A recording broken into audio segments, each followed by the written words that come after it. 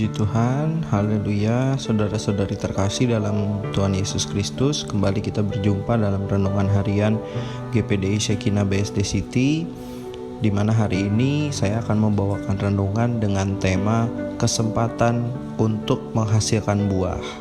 Puji Tuhan Bapak Ibu ya, kita mau baca dulu ayat pokok renungan kita pada hari ini di Lukas 13 mulai ayat yang ke-6 sampai ayat yang ke-9 dengan judul perikop perumpamaan tentang pohon ara yang tidak berbuah. Lalu Yesus mengatakan perumpamaan ini, seorang mempunyai pohon ara yang tumbuh di kebun anggurnya, dan ia datang untuk mencari buah pada pohon itu, tetapi ia tidak menemukannya. Lalu ia berkata kepada pengurus kebun anggur itu, "Sudah 3 tahun aku datang mencari buah pada pohon ara ini, dan aku tidak menemukannya. Tebanglah pohon ini, untuk apa ia hidup di tanah ini dengan percuma?" Jawab orang itu, "Tuan, biarkanlah dia tumbuh tahun ini lagi. Aku akan mencangkul tanah sekelilingnya dan memberi pupuk kepadanya. Mungkin tahun depan ia berbuah. Jika tidak, tebanglah dia." Puji Tuhan Bapak Ibu, dari ayat renungan kita pada hari ini dengan tema kesempatan untuk menghasilkan buah, yang ingin saya bagikan bagi kita semua adalah di mana dalam kehidupan kita sebagai anak-anak Tuhan, kadang kita sudah mendapat banyak berkat, banyak mujizat, banyak privilege, banyak keuntungan yang diberikan Tuhan dalam kehidupan kita, tetapi kita seringkali terjebak di zona nyaman.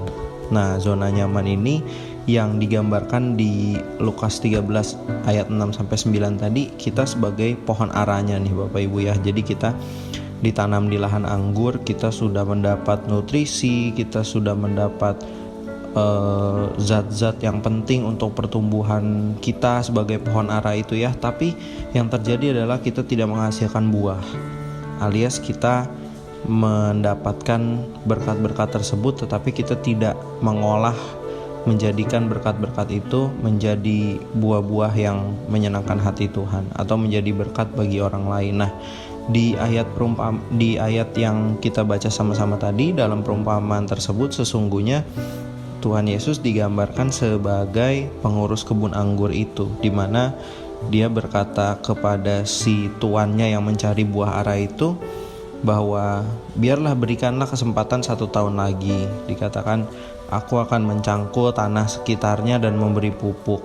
Nah, ini sebenarnya menggambarkan kesempatan yang Tuhan berikan, kesempatan baru yang Tuhan berikan bagi kita semua untuk kita mau berkarya lebih lagi, keluar dari zona nyaman kita gitu ya Bapak Ibu, dalam artian kita menerima berkat Tuhan, kita jadikan berkat tersebut sebagai modal kita untuk menyalurkan berkat tersebut, mengkaryakan berkat-berkat tersebut menjadi saluran berkat, menjadi buah-buah yang menyenangkan hati Tuhan di kesempatan yang kedua ini. Jadi biarlah kita boleh tidak hanya menerima berkat tersebut dengan cuma-cuma, istilahnya dengan hanya take it for granted, menerima begitu saja, tidak mengkaryakannya, tidak mengubahnya menjadi buah-buah yang menyenangkan hati Tuhan. Karena dalam ayat yang kita baca, Tuhan memberikan kita kesempatan kedua istilahnya, untuk kita mau menghasilkan buah. Kita mau memotong ranting-ranting yang tidak berguna atau benalu mungkin yang ada di dalam diri kita sebagai pohon ara tersebut ya Bapak Ibu ya. Benalu itu banyak bentuknya, contohnya kesombongan, merasa diri kita mampu, merasa diri kita hebat, merasa diri kita pintar, termasuk merasa diri kita selalu diberkati Tuhan. Jadi kadangkala ini menjadi bumerang bagi diri kita gitu ya. Kita berpikir, saya ini orang yang selalu diberkati Tuhan, ya udahlah, saya nggak usah terlalu banyak memberkati orang lain juga nggak apa-apa, Tuhan pasti akan tetap berkati saya. Nah, jangan sampai timbul pola pemikiran seperti itu, karena kembali lagi itu akan menjadi bumerang sebenarnya bagi diri kita ya Bapak Ibu ya. Itu hal yang tidak baik dan tentunya juga tidak sesuai dengan yang Tuhan mau dalam hidup kita sebagai anak-anaknya. Jadi mari kita mau menjadi pohon ara yang menghasilkan buah.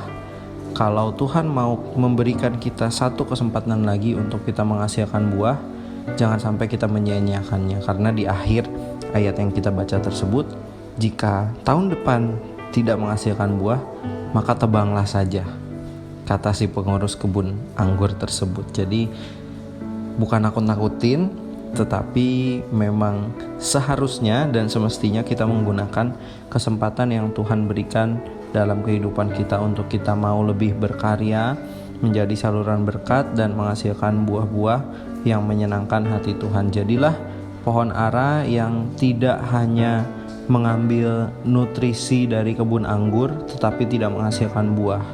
Jadilah pohon ara yang tumbuh subur, menghasilkan buah bagi si pemilik kebun. Tentunya kita juga mau menjadi anak-anak Tuhan yang boleh berkarya bagi sekitar kita, menjadi saluran berkat dan menyenangkan hati Tuhan dengan hidup makin hari makin seturut dengan firman Tuhan. Yuk mari sama-sama kita menjadi pohon ara yang subur, yang menghasilkan buah-buah untuk hormat dan kemuliaan Tuhan.